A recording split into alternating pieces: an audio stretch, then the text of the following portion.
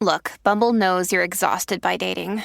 All the must not take yourself too seriously and 6'1" since that matters. And what do I even say other than hey? Well, that's why they're introducing an all-new Bumble with exciting features to make compatibility easier, starting the chat better, and dating safer. They've changed, so you don't have to. Download the new Bumble now. Hey everybody, welcome into the podcast. We've got another special bonus episode. Today's going to be a completely new, completely different kind of bonus episode. So we've actually been making some really good connections on our Instagram account. And if you're not following us on Instagram, where can they find us, Brad? At Film Whiskey with an E. Film Whiskey with an E. One of our Instagram friends at Crab Cakes and Bourbon. Which is a great username. I actually want to try crab cakes with bourbon now just because he said that. Dude, I was on a cruise like a year ago, and they made some crab cakes that were so good. So he lives in Maryland, so Yeah. I'm sure that our buddy Crab Cakes and Bourbon is just rolling in good crab out there. Did you ever think you would say that sentence before? No, but it's staying in the podcast. Oh, for sure. 100%. So he sent us a message and he said, hey, I want to challenge you guys to do a blind tasting. You've never done a blind tasting on the air. There are lots of whiskey podcasts out there that do this all the time. We've never tried it before. And he said, I'm going to send you 3 completely different kinds of whiskey from my personal stash. What a guy. What a guy. First of all, shout out to him. Yeah. What a guy. Yeah. But I want you guys to try these blind, tell me what you think, and then at the end of your episode, open the envelope that I'm going to send you that has the names, the proofs, the makers of all of these different kinds of whiskeys on them, okay? Now, when I got the package with these whiskeys in it, I found that one of them had kind of leaked a little bit. And when the sample leaked, it leaked through part of the envelope. And so the first thing I saw when I opened the package was the name of one of these whiskeys. Ugh. So I decided I'm not going to go into this blind. I opened the envelope, I pulled the answers out, so I know what we're drinking. What a jerk. So what I'm going to do... So you're putting me on the spot now. I'm throwing Brad under the bus a little bit here. So what we're going to do is we're going to try these 3 samples that were sent to us, A, B, and C. And Brad, as we try them, I want you to tell me what kind of whiskey you think it is. So it's not necessarily all bourbon, okay? Okay. I will say that they are Even though it's crab cakes and bourbon. they're all American whiskeys, so I'm not throwing any scotches at you or anything today. I think I would know if it was a scotch. Okay. Well, it's not a scotch, so... But I would know if it was. So we're going to take guesses on, like, what kind of whiskey is this? What proof is it? Is it a higher proof? Is it a lower proof? I like that you just said we're going to take guesses, as if you'll be My doing... guesses are going to be completely correct. Yours aren't. Bob, what's your guess But I on want you to tell me Whiskey your A? thoughts as we go. We'll kind of score them out as if we were doing our whiskey reviews, and then we'll decide which one's the best of these 3. And then at the end, we'll reveal what we were drinking. Sound good? Bum. All right, so whiskey letter A. Brad, have at it. What are you picking up on that? On the nose? I feel a lot more pressure doing this than when we're actually doing something that I know what it is. I feel like I'm getting a lot of vanilla. Yeah, Would you say? ton of vanilla. Okay.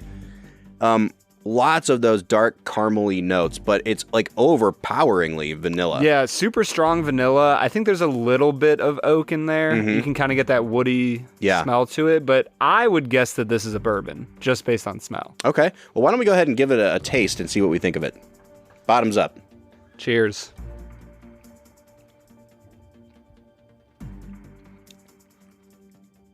Wow, that's super good.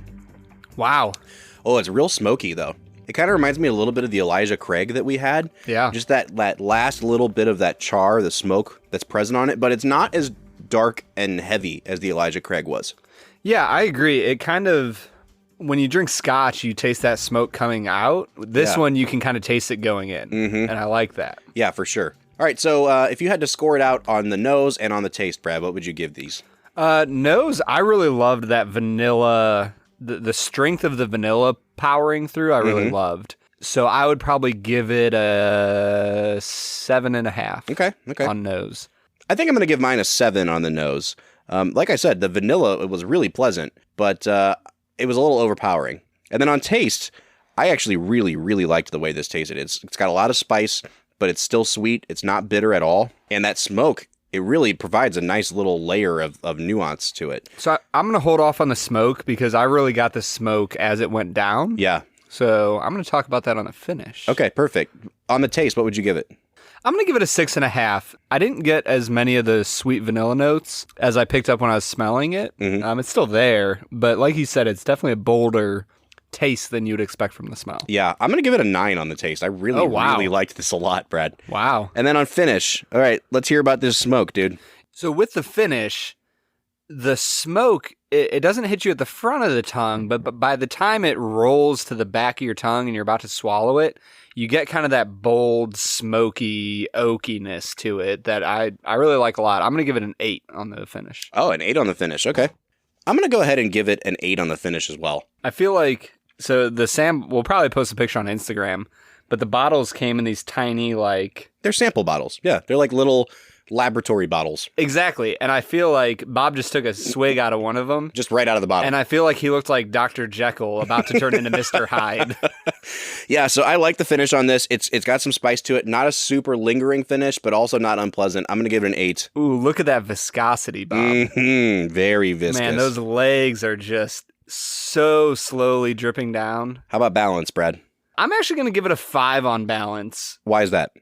It really smells a lot sweeter than it's going to be, which isn't necessarily a bad thing, but it's a lot bolder on the front end and smoky on the back end. It doesn't balance super well to me. Sure. All right, I'm going to go ahead and give it a 7 on the balance. You're right, it does smell sweeter than it ends up tasting, but, you know, what are you going to do? Yeah. It's really good. You know, it is what it is, so... Right, exactly. What are you going to do about it other than give it a terrible score? I came out to a 31 out of 40. Brad, you came out to a 27 out of 40.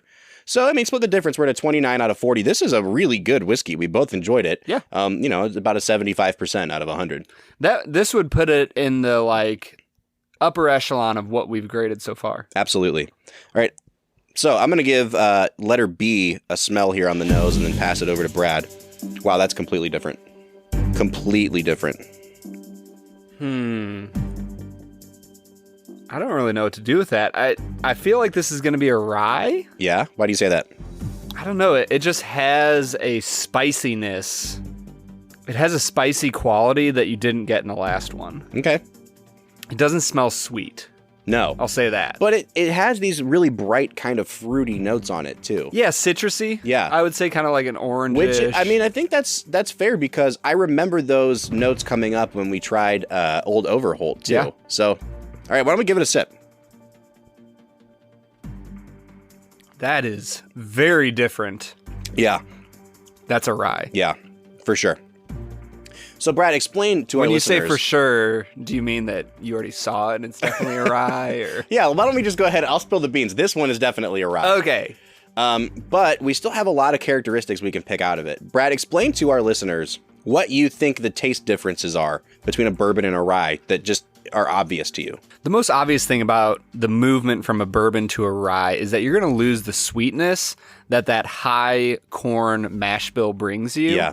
And so with the ryes, you get a spiciness that's almost like a nutmeggy kind of a... I mean, it really is. It's like smelling a loaf of rye bread. Yeah. It's not bitter. It's just not sweet. It's like when you have a really good unsweet tea. It's not that it leaves a lingering bitter taste in your mouth. You can tell the absence of the corn product. Right. And we just lost all of our southern listeners who don't drink anything but sweet tea. But sweet tea, right. All right. So, Brad, on the nose, what would you give it? And on the taste, what would you give it? The nose gives a lot of different things that I could see myself sitting with for an hour trying to figure out what all I'm getting. This is a very complex whiskey, I would say. I'm going to give it an 8 on the nose. 8 on the nose. I'll go ahead and give it a 7 on the nose. I didn't think there was that much going on the nose. It did have that nice, bright, fruity, floral kind of scent going on. But like you said, I think it kind of tipped itself off really quickly that it was a rye. So I'll give it a 7. On the taste, what do you think? This one really punches you in the tongue. Wow. If I can coin that phrase. A real tongue puncher, eh? It's a real tongue puncher. Yeah, this one, This one hits you right away. I mean, from the moment it hits the tip of your tongue, you are getting so many different flavors with this. I'm highly impressed. I'm going to stick with an 8. I don't know how else to explain the spice of a rye other than just like it really does tingle your tongue as soon as it enters your mouth. It's not a really harsh burn from alcohol. It's just you get a tingle from it. It's a mouth puncher. Or a tongue puncher, right? A mouth puncher. Mouth, tongue, everything in that vicinity is just getting punched by this rye. Yeah, and I will say that I've had some lower quality ryes. We've reviewed them on this podcast, and it gave me a bad impression of ryes in general. You get into better ryes, this is clearly a good rye. Yeah. I'm very intrigued. Honestly, it's kind of like scotch. If you go into scotch with a bad scotch, Yeah. I can see why a lot of people might say, oh, it tastes like turpentine or paint thinner. Like, well, what are you drinking? Yeah. And that doesn't mean that you have to buy $100 plus bottle of scotch to get a good scotch. For sure. You can spend $30 to $40 on Monkey Shoulder and be fine. But yeah, this rye is impressing me so far. So full disclosure, after we tried Old Overholt on the podcast, I went ahead and kept it. And I've been sipping on it for a couple months now. And I think that, I think they sell at 80 proof. Like, it's watered down, it's mellow, and over time, it's really mellowed out a little bit. My sense is that this one is a little harsher than the old. I don't have them side by side to try them out. But some of the things I don't like about ryes are kind of coming up in the taste for me in terms of like how harsh it can be. So I'm going to give it a 6 on the taste. Yeah, we might as well move to finish. For me, those flavors really hit after I had swallowed and it just sat there for about 30 seconds. That's when I started to get those strong rye, grainy flavors that I mean, I'll be completely honest with you. I don't like rye bread at all. I think it's really gross. And so that's why for me, the initial taste did have more of that bright fruitiness, which I love because it reminds me of Irish whiskey. But man, when it sits on your palate for a while, that rye just becomes overwhelming. I'm actually really shocked at how scotchy this is on the finish. You were talking, with the first whiskey about how you can really tell how smoky a scotch is by breathing out afterwards. When I breathe out after this one, there's quite a bit of char, there's quite a bit of smoke on this rye, which I wasn't expecting, which I actually really like that they introduced at least something into the finish. So I'm going to go ahead and give this a 7 on the finish. Brad, what would you give it? I'm going to give it a 5 on the finish. Okay. It really does. That rye flavor comes out at the very end. And like I said, it's just not my favorite flavor. Yeah. So for some people, I guarantee you they would score this an 8 or 9 because they love that rye. For me, it's not hitting well. Okay. All right. Overall balance. What do you think? I'm going to give it a 6.5 on balance. It kind of moves back and forth from the nose to the taste to the finish. But overall, it's decently well balanced. Yeah. I feel like there was more peaks and valleys in this one for me. Yeah, that's a good way to describe it. Like you said, the nose was like an Irish whiskey. The taste was like a rye and the finish was like a scotch. So it's kind of all over the place for me. Not a terrible whiskey. But I think I'm just going to give it a 5 on the balance. So that puts Brad out to a 27.5 out of 40. That puts me out to a 25 out of 40, which puts us at, a 26.25 or something like that. I'm surprised that this one scored higher than the first one for me. Yeah, I am too. I like the first one better. Just the problem with metrics, man. Yeah, metrics are the worst. You know what's not the worst? Actually, I don't know for sure, but I was going to say... Bottle C. Whiskey C. Let's give it a try. All right, so Brad, we're going to try Whiskey C here. What are you picking up on the nose of this one? I don't know, man. So, I had this really weird sensation when I was smelling it. It doesn't smell different from A or B in that, it's an Irish whiskey or a scotch. Right. But... when you walk into a used bookstore and you get the smell of old, musty books? There was something old leather-bound books and rich mahogany. There was something on this that had an aged, dusty smell to it. And I don't know how else to explain it. Sawdust, maybe? I don't know what it is. It's got a dusty smell to it. I feel like it was packed in a boat with a bunch of sawdust around it. Yeah. And it went to see a man about a horse before I drank it. Yeah, for sure. Yeah. All right, so what would you give it on the nose? Great. Is that a number? But I'm still picking up a lot of vanilla. Yeah. A lot of brown sugar. There's vanilla, brown sugar. But it's not It's not sweet in the same way that first one was. No, it like tastes- I'm getting the brown sugar, but it's not a. But sitting out in an old bookstore. Yeah. Yeah. I like it, though. I'm intrigued. I'm going to give it a 7.5 on the nose. I'll stick with you. 7.5. Cool. Why don't we give it a taste?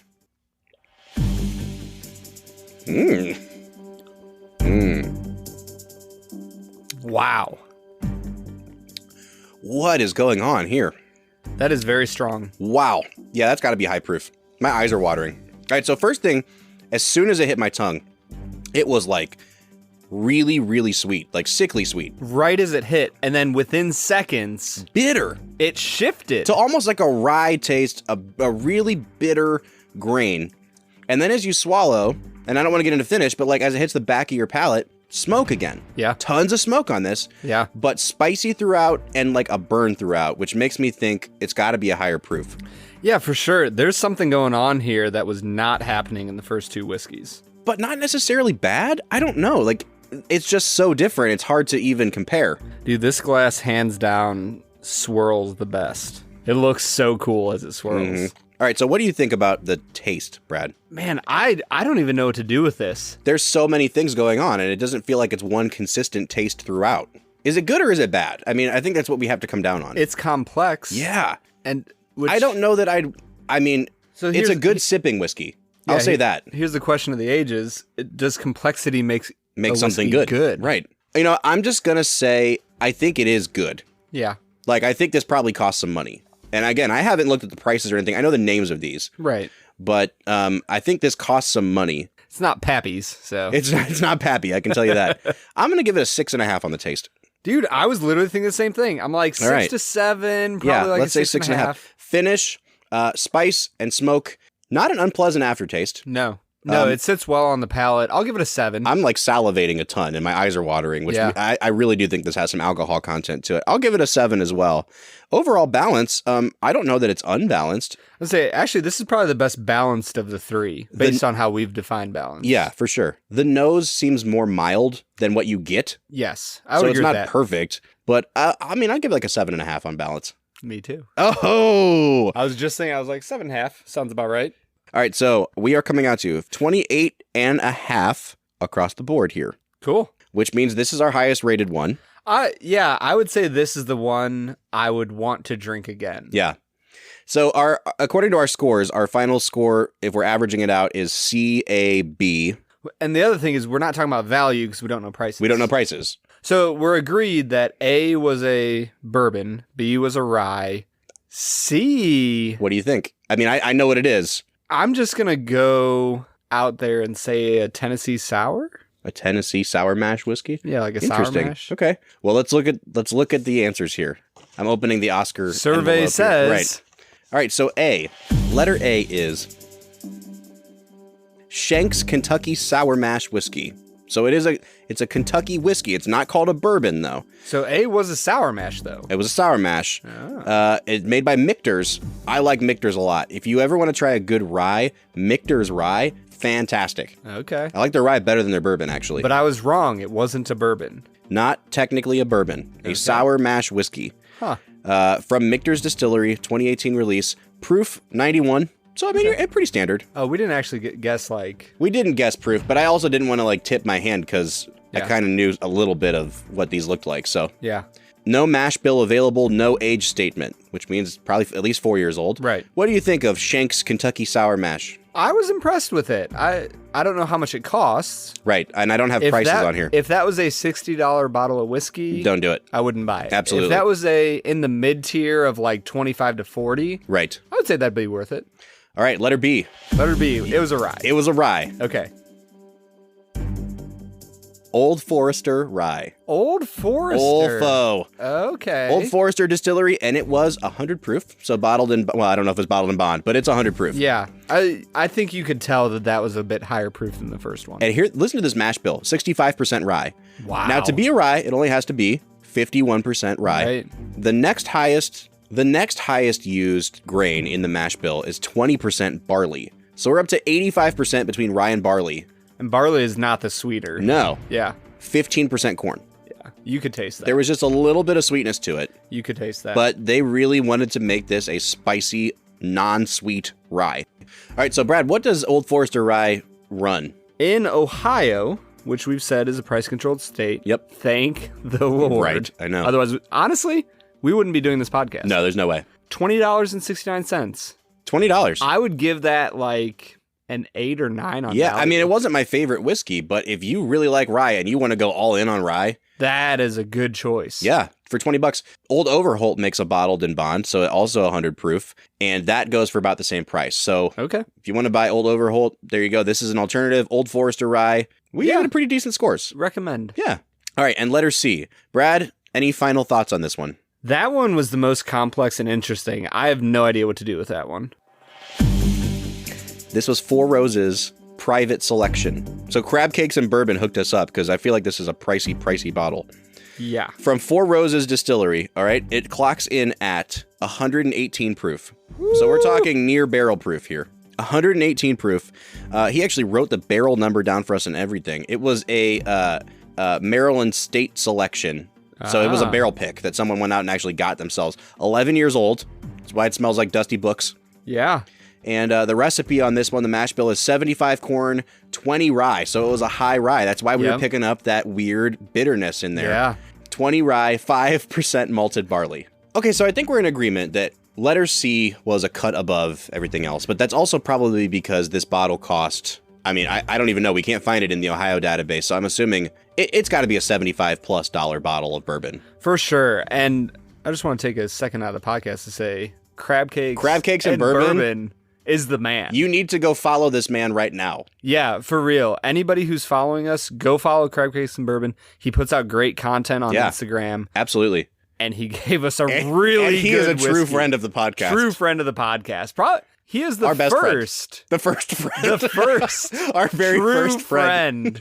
of the podcast. Thank you, Crab Cakes and Bourbon. Yes, so much. Thank you, Four Roses. I really like this. This is a really good whiskey. On value, we can't really say. But I will say that it's a great value because we got it for free. Amen. And I'm drinking this sample right now, and I am going to get a toasty. Let's do it. All right, we got to wrap up. So, from the Film and Whiskey Podcast, thank you so much for listening to this bonus episode. I'm Bob Book. I'm Brad G. We'll see you next time.